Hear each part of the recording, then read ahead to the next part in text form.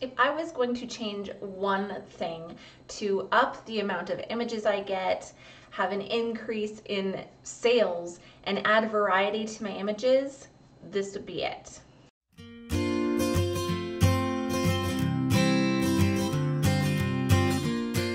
Hi, I'm Vanessa. Welcome to my channel.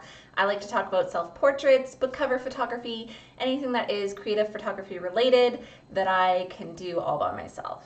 And when it comes to book cover photography, that's exactly the thing that's holding me back. If I wanted to be more effective and make more money with book cover photography, the one thing that I would change is I would start working with models.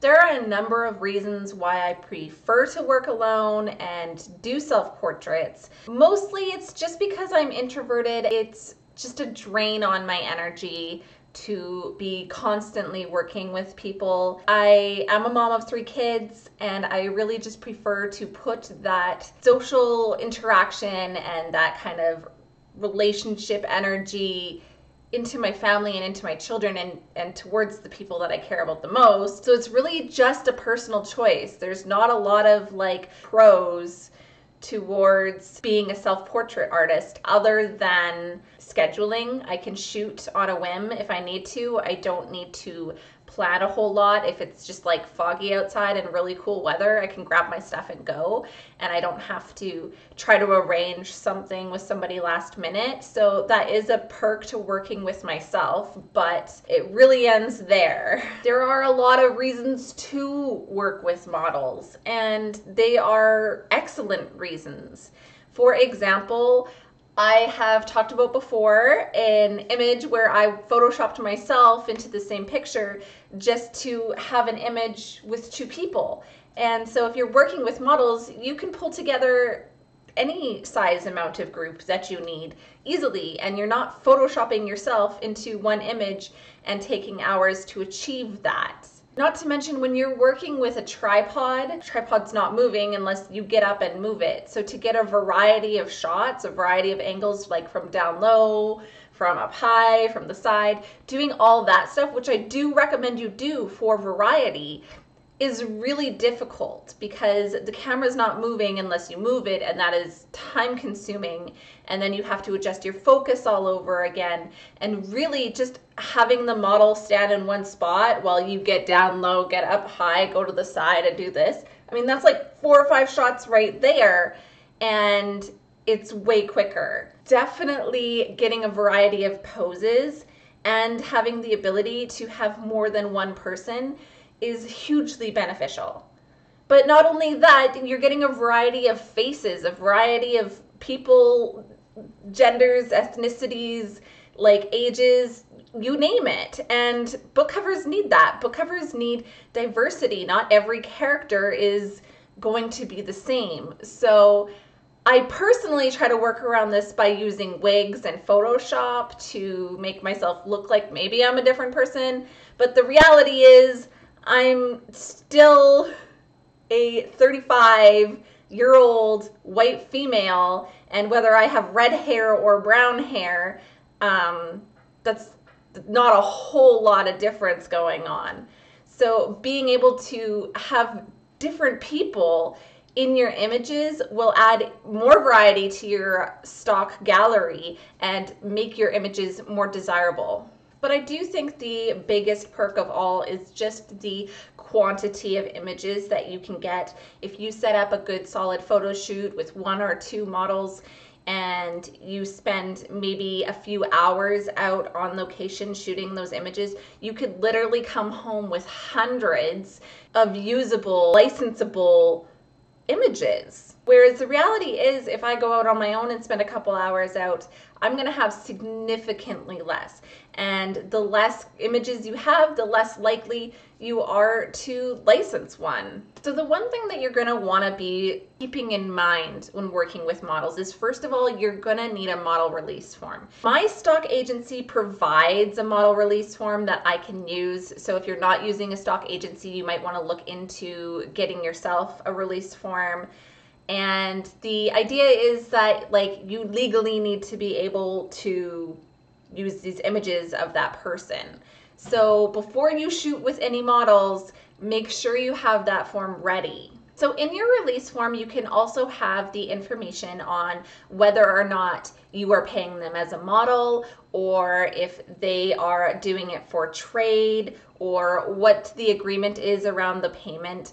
Now, a lot of people will do trade with you, but you have to specify, and they have to understand and be clear on the fact that they are restricted in their use of those photos. So if you are providing them with these files, they need to know that they cannot license these images for book covers, that these images are basically personal use. They can put it on their Instagram, they can put it on all their social media and use it as profile pictures and stuff, but they cannot use those images on, say, a book that they wrote, because if it is also getting put into a stock gallery that is rights managed, they don't have the right to do that. So you have to be really clear with the usage and make sure that the model understands what they are able to do with these images and where they are restricted in their uses. So for example, if I was going to start shooting models, I would have a number of ways of going about this and trying to find models to shoot. And one of the resources that I have seen online is a website called Model Mayhem, where people that are interested in becoming models list what they're looking for and have a couple photos of themselves and their contact information, and you can just email them or message them on the website and try to meet up for a shoot. I have actually done this a couple of times. The people were really nice. I had a good experience. I liked it. I had been in contact with maybe like 10 people and only 2 of them followed through on a shoot. So I think that's pretty typical. I've heard from other photographers that a lot of the times when they're trying to arrange meetups with beginner models online, a lot of the times they flake. I'm not really sure why. I don't think it's specific to models though. I think a lot of photographers deal with that with clients when they're beginning. Like lifestyle photographers charge like a retainer fee or a booking fee so that they don't have to deal with so many cancellations. And it is something that comes up when you're trying to plan a trade shoot. So don't get discouraged. Those couple that come through will probably end up being a good experience. If I wasn't going to be checking on Model Mayhem, I would be asking my friends and family. I would be asking my kids' friends. I would be asking basically anybody. I've seen people like at grocery stores or, you know, standing in line at Tim Hortons or something, and I'm like, oh, they would look good on a book cover. They got a cool vibe or whatever, a unique look. And so, I mean, you can just approach random people and ask them. I've never done it. I actually prefer to collaborate with other photographers where we go out and we like take photos of each other. I don't do it a lot, but it's not like I enjoy it, but it's a lot of effort for me. But I enjoy taking pictures of other photographers. They just tend to get it. They tend to understand where I'm coming from and like what I'm looking for and why I'm making the choices that I'm making, for example. So if you've never thought about approaching other photographers and maybe doing a trade where you take pictures of each other, that's definitely a way to go. I recommend it. I prefer it. I like shooting more with other photographers than I have shooting with models that have no photographer experience. I've thought about it in depth.